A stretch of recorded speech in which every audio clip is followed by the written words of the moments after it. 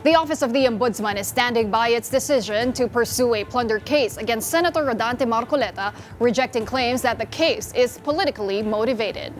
And for the latest developments, we go live to mobile journalist Arles de los Santos. Arles, what's the latest over there?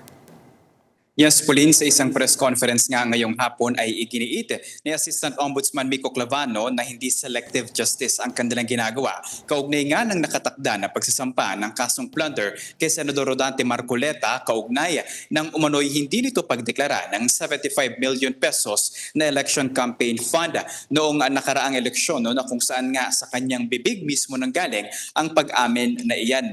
Ani Clavano ay amply supplied o kusang ibinigay ang ebidensya laban sa isasampang kaso sa senador at dagdag pa ni Clavano. Marami naman silang sinasampahan na iba pang mga opisyal ng pamahalaan pero iisa ang kanilang posisyon dyan. Ang tinatawag nga nila ay madalas na rason pinapersecute sila o politically motivated. At tinawag naman na fake news ni Clavano ang ulat na kumakalat maging ang sinabi ni Marcoleta na aarestuhin na siya anytime para pigilan na makadalo siya sa impeachment trial ni Vice President Sara Duterte. Pero hindi nito didisclose kung anong araw particularly ngayong linggo isasampa sa Sandigan Bayan ang kasong plunder laban kay Marcoleta. Puli.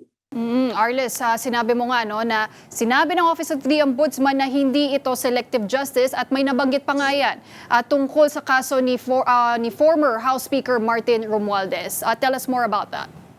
Ayon kay Assistant Ombudsman Miko Clavano, Pulina, ay day by day ay mas lumalakas ang kaso na kanilang o reklamo na kanilang binubuo laban nga kay dating House Speaker Martin Romualdez at kaugnay dyan inaasahan na makatutulong dito sa kanilang reklamo at kaso na binubuo ang testimonya ni dating Public Works Secretary Manuel Bonoan. Dahil ayon kay Assistant Ombudsman Miko Clavano, ito daw si Bonoan mismo ang nakipag-usap sa iba't ibang mga mambabatas at kabukod dyan sa iba't ibang mga miyembro ng gabinete. Kaya meron itong kaalaman doon sa sinasabi at binubuong reklamo nga. At kabukod dyan, pondo rin daw ng ahensyang hinawakan mismo ni Bonoan, ang DPWH, yung pondong kinalikot ng iba't ibang mga ahensya ng pamahalaan. Kaya day by day, mas lumalakas nga raw yung kaso na yan at kasama sa mga willing nga na magbigay ng tulong dyan ay si dating DPWH Secretary Manuel Bonoan na ang edad, ang kanyang mga sakit at ang pakikipagtulungan nito ang kinonsidera naman ng Office of the Ombudsman para siya ay konsidera na state witness. So Arles, ano ang next steps dito sa magiging posibleng plunder case laban kay Senator Rodante Marcoleta? Ito ba ay maisasampa na ngayong linggo sa Sandigan Bayan?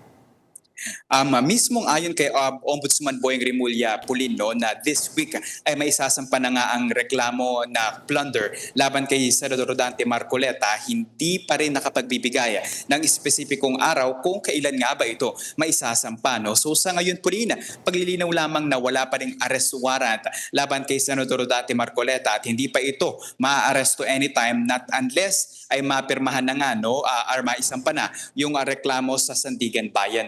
Ayon kay Assistant Ombudsman Miko Clavano naman Pulin ay nasa final stages na ng yung resolusyon para kasuhan si Marcoleta. Mga pirma na lamang ang hihintayin bago maisampa ang kaso na ito. At bukod dyan, itong kasong plunder ay non-bailable. Kaya aasahan natin na mahaba-haba ang magiging takbo ng kaso na ito. Though this week, sinabi ng Office of the Ombudsman na maisasampa yan. Thank you very much for those updates. I was mobile journalist Arles de los Santos.